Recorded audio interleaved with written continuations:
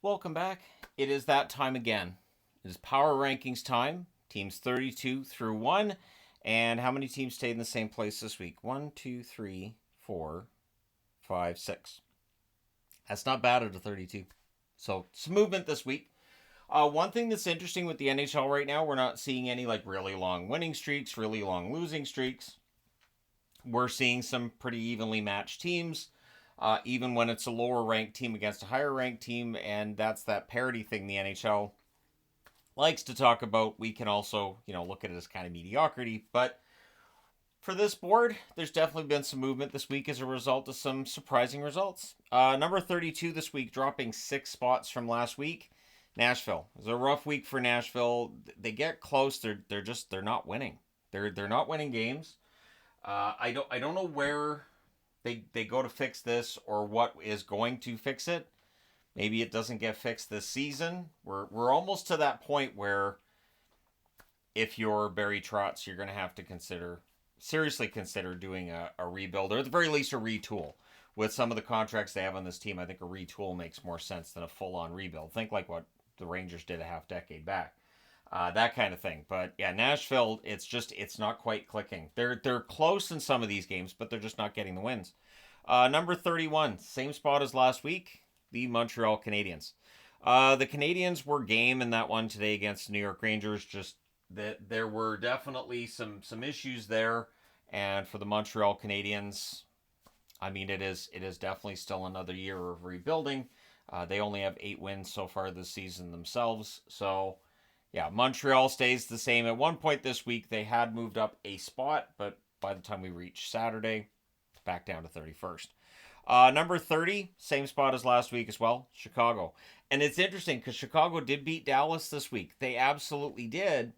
But again, because there are so many teams in this bottom row that actually had a decent week, they just don't move up. So if Chicago keeps playing the way that they are, I think they'll move up. I don't know how much, but the real question mark becomes how long does it take before Bedard starts scoring the way that we know that he can and the way that I think he will. I do see this as a sophomore slump. You can label it a sophomore jinx. But the Chicago Blackhawks are in a position right now where we know they're not a playoff team. It's just about seeing that development from some of their younger players. And in some cases, those players are down in Rockford. Number 29, dropping 1 spot from last week, Detroit. Now, on Sunday morning, Detroit is playing against Vancouver, so they could absolutely see this and go, that's it. That's it. We got to go out and beat up the Canucks because, the hockey guy put us at 29. So, but yeah, Detroit's at 29. It's been a really rough season for them thus far. I still think there's some good players on this team. I still don't understand where things have gone this wrong. But you guys can let me know your thoughts on that in the comment section below for sure. And at some point, we're going to have to do another video on Detroit and really take a look and dive into the numbers on where things have gone wrong for them this year. Or, maybe it's just kind of the same as last year and it just feels so much more disappointing because they were expected to get to that next step this year. Number 28, moving up four from last week, Pittsburgh. Don't look now. The Pittsburgh Penguins have won 3 in a row. And not only that, but that win tonight against Calgary, they looked confident. Jari playing the best hockey he has all season. Maybe Pittsburgh's going to come out of this. I know that they still have a lot to dig their way out of, but maybe, right? There's some good players there. I think adding Tomasino was a stroke of genius. And if the rumors that they're after Höglander are true, I think Höglander could have a big bounce back after arriving in Pittsburgh if that's the case. And as a Canuck fan, as much as I don't necessarily want to see the Canucks help out Pittsburgh, I would love to see Höglander get a scoring touch back. So we'll see if that's where he ends up and if that can help Pittsburgh continue their ascension from the absolute depths in the National Hockey League. Number 27, same spot as last week, Utah. Now, yes, they beat Vegas tonight, and beat Vegas is an understatement, and we'll see if they can continue that. Utah's been better lately, but still there were teams ahead of them that just haven't quite fallen back far enough for Utah to move up. And in one case, there was a team that jumped past them this week and prevented them from moving up. So Utah fans can get mad at that team. See, that's how that can go. So yeah, for Utah, they're 27 this week. It was nice to see Stauber get a shutout. That game was absolutely insane, so the Shock Llama had to go on the board for that. And so we'll see if Utah can build on that from here. Number 26, down 3 spots from last week, the Anaheim Ducks. The Ducks did not stay out of the bottom row for very long. That being said, I do still think there's some positives with the Anaheim Ducks to look at. I think part of it is that comparing them to San Jose might be part of the issue because Anaheim's not as much fun to watch as San Jose, and now it feels like San Jose might have more upward momentum in the standings than Anaheim has had. So Anaheim drops down to 26 in part because of San Jose, because the Sharks move up 4 spots this week. Yep, San Jose up 4 spots. They're almost out of the bottom row. I don't think San Jose's been out of the bottom row. In fact, I'd go as far as to say I don't think they've been 25th on the board in years. I think that's the highest San Jose's been on any power rankings I've done in ages. But getting back-to-back wins over Seattle, and I mean tonight that 4-2 win, they were full value. It's not like they're fluking their way to victories. Blackwood was very good tonight, yes, but I thought San Jose played well, and Celebrini and Smith are both looking good. That's part of it too. Eklund's at a point per game over his last 15, and Celebrini and Smith have both started playing like they were expected to. So it's really become quite the fun team to watch. And I'll say this too, part of the reason I think why San Jose's had the run they've had, Liljegren being added from Toronto seems to have really helped that blue line, and it shows that he's a very talented defenseman who just needed a change of scenery. So if you're David Jiricek, you might be looking at Liljegren and going, see, that's what happens when you find the right organization, and Jiricek's probably going to be hoping that happens with Minnesota for him. Number 24, same spot as last week, Columbus. The Blue Jackets, I did the video on them today. They've been very good at home. They've been very mediocre on the road. And this upcoming road trip is going to tell us a lot about where the Columbus Blue Jackets are at. If they perform well on the road trip, they could end up in the top half of the board sooner rather than later, because that's what's holding them back. That's what's keeping them out of a playoff spot at this point. And as long as their home record doesn't fall apart if they start getting their road record going, Columbus could surprise a lot of people. And like I said in the video, tons of cap space. Absolutely ludicrous how much cap space they have, and they can use that at some point this season and maybe make their team that little bit better and maybe eke their way into a playoff spot. Number 23, and moving up 2 spots from last week, St. Louis. The Blues move out of the bottom row. They are, I believe, 2-0-1 under coach Jim Montgomery. So it's not quite the remarkable turnaround yet, but it could be trending in that direction. The St. Louis Blues are definitely up against it, and I talked about that in the video where I discussed them hiring Jim Montgomery and how difficult it's going to be for them to make the playoffs. But just win your games. Just win your games, keep getting points, and don't worry about the other teams. And eventually, if you win enough games, you're going to be passing some teams. So we are definitely early enough in the season that that's the case. You don't have to worry too much about the points in the standings as long as you're winning your games. Number 22, dropping 6 spots from last week, Seattle. There's probably going to be some Kraken fans that would expect them to be in the bottom row. They're not there yet, but back-to-back losses against San Jose, not the way they wanted to go with things. And they had an encouraging result against Anaheim, which is part of the reason why Anaheim's down in the bottom row. But they had their struggles with San Jose, and they gotta get their you-know-what together. Again, I think San Jose's better than what the record's been. I've been saying that all year. That's finally, I think, starting to show with some results. But Seattle needs to be better. Because if San Jose improves and starts moving up the ladder, they could end up pushing Seattle further down in the division. So Seattle's got to figure this out quickly. Number 21, and dropping 2 spots from last week, the New York Islanders. They did get the win tonight. They got the win tonight over Buffalo. Very key that they got that. Sorokin played quite well in that game, which is not a surprise to anybody.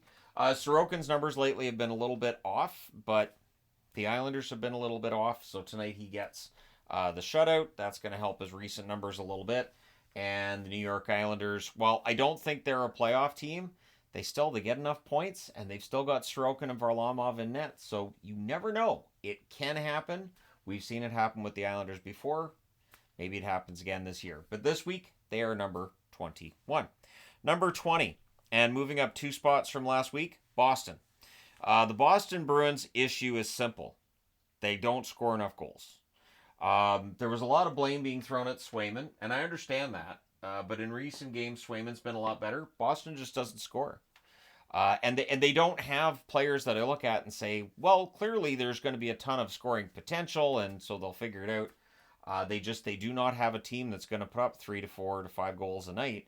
So they're going to have to play that stifling defensive style of hockey, similar to like last year with the LA Kings. The Kings aren't playing quite that style this year, but that's kind of how Boston's going to have to play. So for Boston games when they're winning, you'll probably need a pillow, but Boston won't care as long as they're getting the points, right? So we'll see if they can get enough points playing that style of hockey to get themselves into a playoff spot. As we've been saying for a while now, the East, there's definitely room there for a team to jump in there because there's a lot of mediocrity in both conferences, and it's just about a team getting hot at the right time. So maybe Boston can start getting some more victories with the coaching change. Maybe that'll get things going, but it definitely doesn't seem to have spurred the offense. And I think part of the reason Don Sweeney made the move is because offensively they just weren't going. Number 19, moving up 1 spot from last week, is Ottawa. So Ottawa moves up 1 spot. They did lose tonight in LA. And for the Ottawa Senators, it does feel like this is probably about as high as they're going to get. They just don't win regularly. They don't put together the full 60 minutes often enough. And I'm not sure how you fix this. Like, one question that is on my mind with this is, okay, so we've got Detroit, we've got Buffalo, we've got Ottawa. They've all missed the playoffs forever. So if they all miss the playoffs again this year, how do you fix this? How does a team that's supposed to be coming out of a rebuild and is not able to come out of the rebuild, how do you fix that? Is it Ottawa's core? Is it their captain? Is it goaltending? Is it the defense?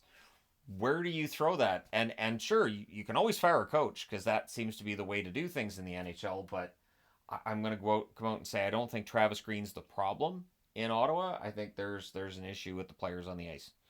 And so, yeah, Ottawa, they move up 1 spot, but they're still only 19th.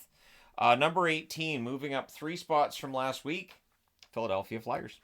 The Flyers are very slowly moving their way up the board, and it's been kind of fun to watch. Because I still think we're looking at the same picture as last year. People will look at the playoff picture, see Philadelphia in a playoff spot, and say they're not going to hold that spot. I would expect that to be the conversation this year. So if they continue to hold a wild card spot, I expect the conversation to be one where people say they're going to fade, they're going to fall off the same as they did last year. And maybe so. But I feel like with Michkov, with improving goaltending, Kolosov was good tonight. Fedotov's been better lately too. Maybe this is a little different picture than last year's Philadelphia Flyers. Maybe they're a little more dangerous. Maybe they're just that little bit better. And since they almost made the playoffs last year, they don't have to be a lot better than last season, just that little bit. So Philadelphia slowly moving their way up the board. Not always getting the prettiest of wins, but they're finding ways to get points. Number 17, moving up 1 spot from last week, Buffalo. With the Buffalo Sabres, it does tend to kind of be 1 step forward, 2 steps back. So keep in mind that with Buffalo and Ottawa moving up, it is solely because because Seattle moves down. Seattle drops 6 spots. It's the only reason Buffalo and Ottawa move up this week. Otherwise, they would have been in the same spot they were last week. So, the Buffalo Sabres, it's been a long time since they made the playoffs, looking back to 2011. And as I said when I was talking about Ottawa a few moments ago here, maybe there needs to be a video on, so where does the blame lie? What do we look at and say that's what needs to be fixed to turn this into a playoff team? And, if I could answer that consistently, I'd probably get offered a GM job somewhere. But I'm kidding. There's no way that would ever happen. But, yeah, for Buffalo, they just finished outside of the top 16 yet again. Of the teams on this part of the board, how many of them do you think could make a run for a playoff spot still this year? And I know Sharks fans are going to be like, we will. I'm not there yet. But they're definitely fun to watch. All right, let's move into the top 16. Number 16 this week, dropping 4 spots from last week, the Calgary Flames. The Flames have had a hard time on the road. So I did the video today on Columbus and how they're bad on the road and they're great at home.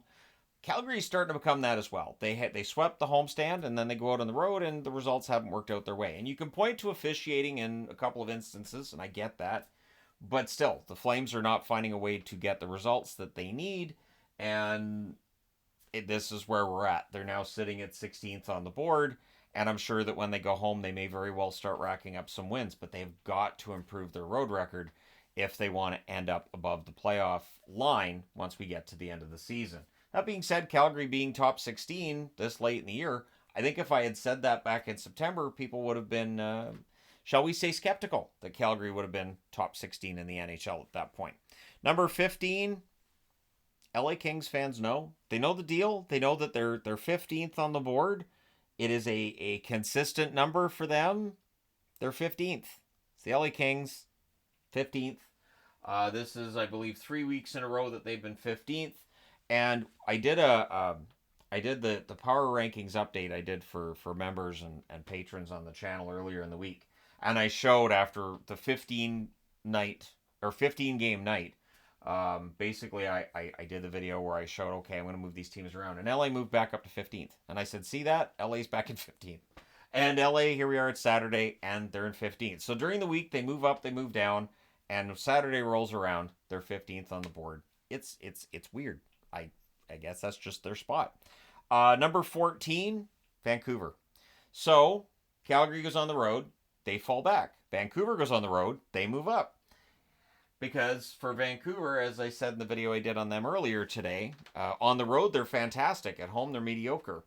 And so they've got a long homestand coming up. Bring the road game home. Do whatever you have to do in order to bring that road game home. The Vancouver Canucks, it's been interesting watching them on the road because I don't get that the nervousness with them on the road that I get with them at home. That feeling of, oh, come on, hold on, that kind of thing. I don't get that feeling at home. Now, tomorrow they're in Detroit. We'll see how that game goes, whether they're able to win that one as well. But, yeah, the road trip's been pretty successful so far. Even if they don't beat Detroit, I would still say it's a successful road trip. Then they go into Minnesota, and that's a huge test for them.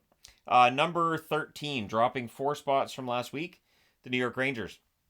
The Rangers would have dropped further if they'd lost to Montreal. In fact, I'll say if the Rangers had lost to Montreal, they would have been 15th on the board. One thing I've noticed is that on the power rankings, there will be people who say, well, this team belongs down here, this team like last week I did the power rankings, and I had Florida down at 10th. And I saw comments of Florida belongs at 20th. They're so bad right now. Power rankings should never react like that. Power rankings should never. The idea of a power ranking is to kind of tell you how teams are playing and not necessarily be fully predictive, because if I could do that, I'd be rich. Then I'd be a gambler. But to give you some idea of who's playing well and not to overreact to losing streaks or winning streaks. But the Rangers have had their struggles, and they're down to 13th. The win over Montreal, we'll see if that starts to turn around, but I'm still skeptical. That was a game they easily could have lost against Montreal today. So they dropped to 13th, and we'll see how things go from here. Number 12, dropping 1 spot from last week, Colorado. The Avs have had a very interesting week, which, of course, culminates tonight in a loss against the Edmonton Oilers, and they traded Annunen to Nashville for Scott Wedgwood. So Colorado's in an interesting position here where they're a team that very likely is going to make the playoffs, but are they going to be able to win a round? And right now, I don't think between the goaltending and the defense they've been getting that they would. I think they'd still be a playoff team, but I don't know that they're going to win a round when they get there. So Colorado has got to figure this out, and this is where Chris MacFarland would be on notice. I don't think Jared Bednar's job is going to be in any kind of danger for Colorado. I think he's kind of revered. I think it would take a lot for Bednar's job to be in trouble, but Chris MacFarland's could be. There's always that potential. Number 11, moving up 3 spots from last week, Tampa. Tampa lost tonight, but they still move up the 3 spots. And Tampa Bay, to me, looks like they're going to be a very dangerous team. And I don't know that I'd want to play them in the first round. I don't feel like Tampa Bay has the kind of pressure that they did, say, back in 2019 when they were that great team and they lost in the first round against Columbus. I don't think there's a lot of pressure. And no matter who they play in the first round, if they finish top 3, it's either going to be Toronto or Florida, in all likelihood, unless Boston has an incredible run. But there will not be as much pressure on Tampa as there would be on Toronto or Florida. So Tampa right now, maybe they go on a bit of an underdog run at this stage of the game. So yeah, Tampa Bay playing quite well. I think they did lose against Toronto tonight, but have you seen Toronto yet? No, Toronto was already ahead of them on the board, so I don't generally penalize teams for losing against teams that are ahead of them on the board. I don't move teams down very much when they lose against a team that's ahead of them because that's supposed to be how that works. Number 10, moving up 3 spots from last week as well, the Oilers. The Oilers are playing well, and I know the results don't always show it, but I think the Oilers are back. I'll go as far as to say I think the Oilers are back. I think that they have a decent chance of finishing first in the division. It's still there. Vegas is leading the division, certainly, but I still think that while the Oilers are a ways back, they were a ways back last year, too, and still almost caught the Canucks for the division title. And then, of course, they went all the way to the Stanley Cup final. And I think the Oilers are getting back there. So, and by getting back there, I mean getting back to their game. Not necessarily they're getting back to the Stanley Cup final. It's far too early for me to say such a thing. But the Oilers are getting to be that one of those teams that are kind of fun to watch again, and you can see the confidence is starting to come back. McDavid's playing like we know McDavid can, and when he's playing like that, the Oilers are really difficult to stop. So they showed that tonight in Denver, and we'll see in the upcoming weeks whether or not they can stay in the top 10. But my guess right now is that they do. Number 9, dropping 3 spots from last week, the Dallas Stars. A bit of a rough week for Dallas with that loss against Chicago, and then they beat Colorado. So I don't know.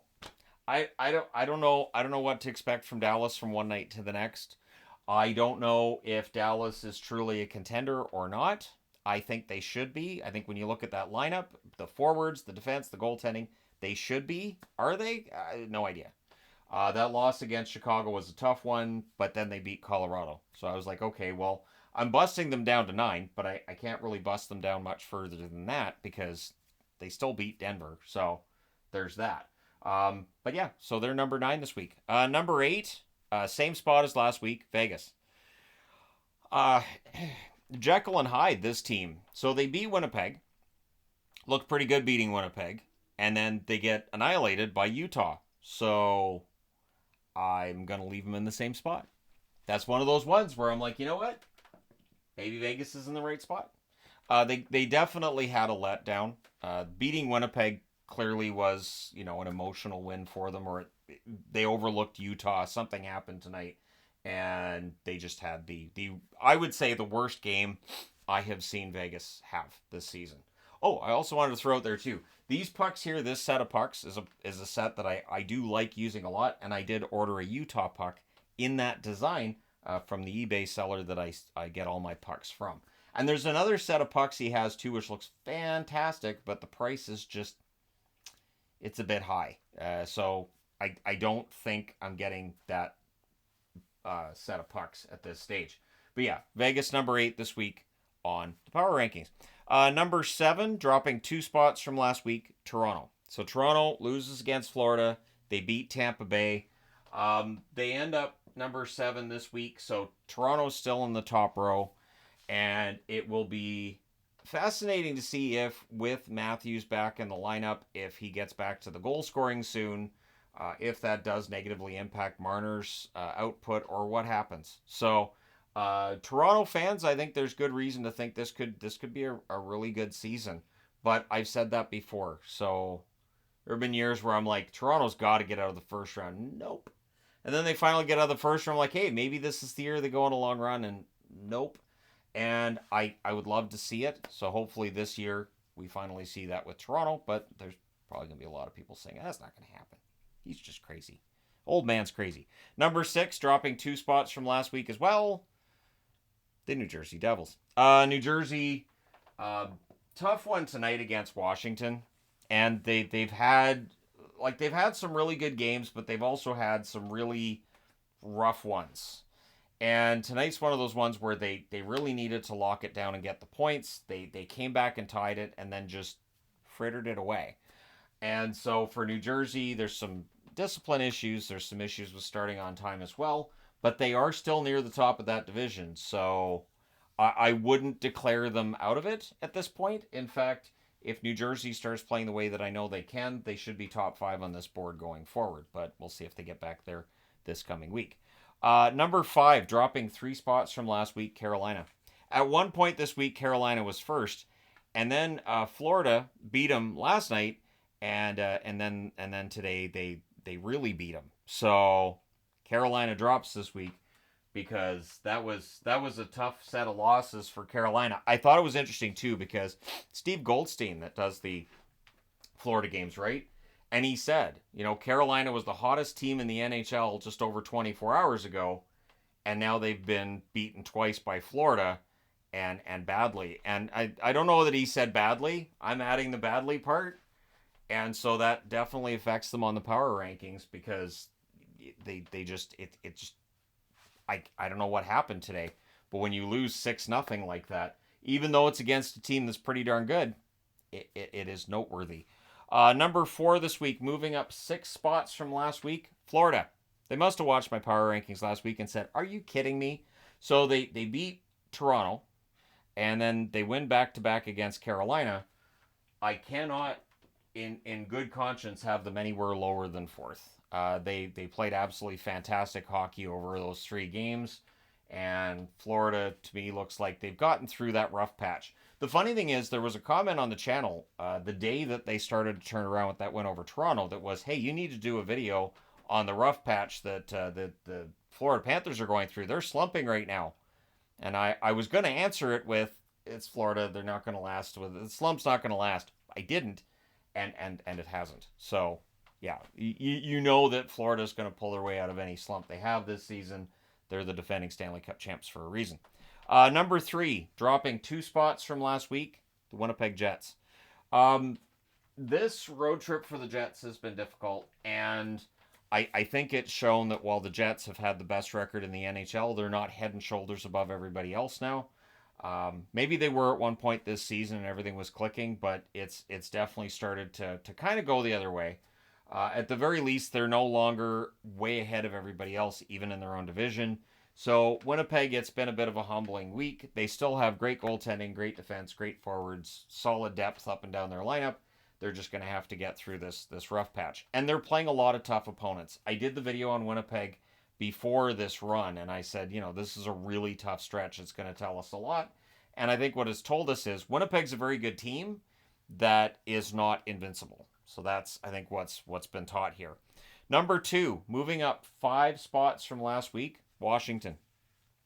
It's the only place I could put Washington this week. This is a Washington Capitals team playing without Ovechkin. And with the first couple of games without Ovechkin, it really hurt their offense. And then they went, we'll be fine. And they've been fine ever since.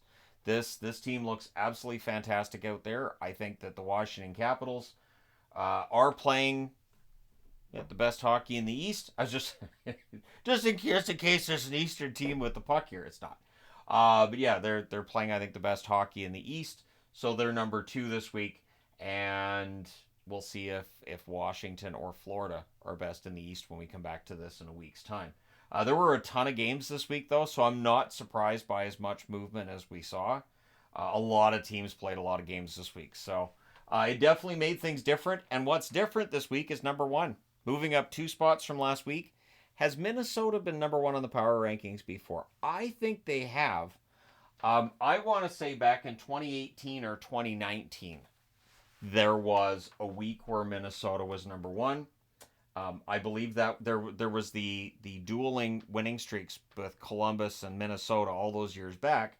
I think that was when Minnesota got up to number 1. I don't think they've been there since. It has been an insane run for Minnesota. I don't think they're playing fantastic hockey, but they're getting wins. They keep getting points, and Kaprizov's been very good. Which might be a bit of an understatement. Their goaltending's good. They just added Jiricek to a blue line that's been excellent. It's hard to find a flaw with Minnesota. And remember, with the salary cap going up and their cap penalty dropping next year, Minnesota could be a bit of a wagon next season. This could just be the prelude to what could happen next year. So there you go. The Minnesota Wild are number 1 on the power rankings. And I do think that's the first time that's happened in a very long time. But you guys can let me know your thoughts in the comment section below as always. Don't forget to hit like and subscribe in the event you may not have done so already. And it's a fun power rankings board where you've got a brand new number 1, a brand new number 32, and a lot of movement throughout. So thank you guys so much for all your support as always. It was a lot of hockey I watched this week, but I survived. So thank you for that. Don't forget to hit like and subscribe in the event you may not have done so already. Channel keeps going up in subscriber numbers, so thank you guys so much for that. It's greatly appreciated. I will talk to you again soon.